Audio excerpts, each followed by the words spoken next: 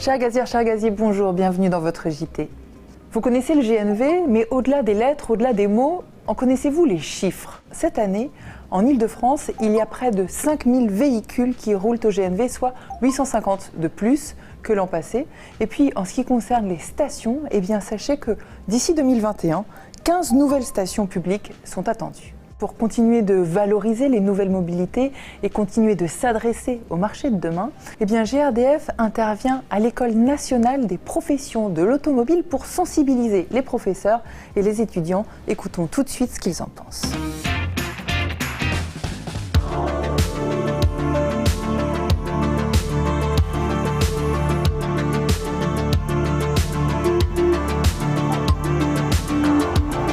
Je sais pas du tout ce que ça peut être. J'entends surtout que ça va être notre avenir. Je connais pas du tout. Finalement, on ne sait pas exactement comment ça marche et comment on se les procure et finalement, ce qui nous intéresse aussi beaucoup, comment on fait de l'entretien et la commercialisation des véhicules.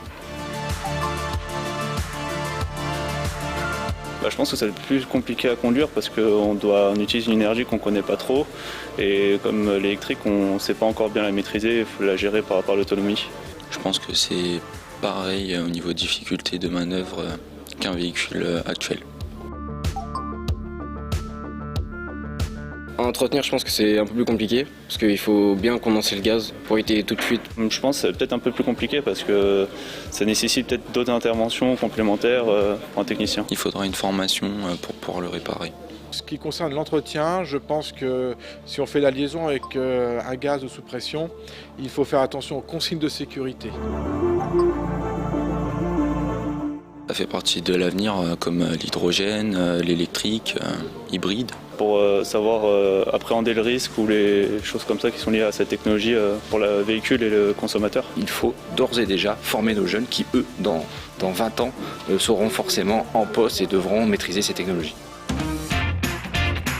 La rencontre entre GRDF et les étudiants a duré une demi-journée. Ça a été ponctué d'ateliers, d'échanges et de démonstrations. Et ça a plutôt bien fonctionné. Écoutez.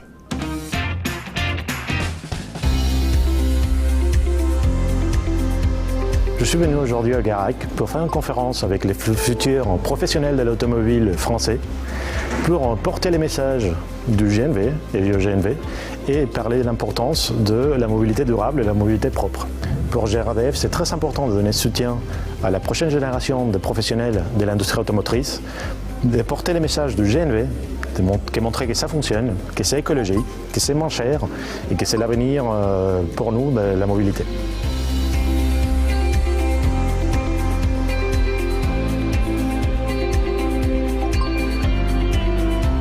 La différence, elle est globalement, d'un point de vue théorie, relativement simple, mais d'un point de vue maîtrise et compétences, il y a tout un savoir à développer. Sur la différence, c'est que le moteur GNV, lui, il va être plus propre pour l'environnement. Avec le GNV, je vais émettre beaucoup moins d'émissions polluantes, et ce qui est plutôt intéressant parce que, en fait, on va répondre à la transition énergétique. Ça va évoluer dans les années à venir et d'ici 2050, on essayera d'atteindre 100%.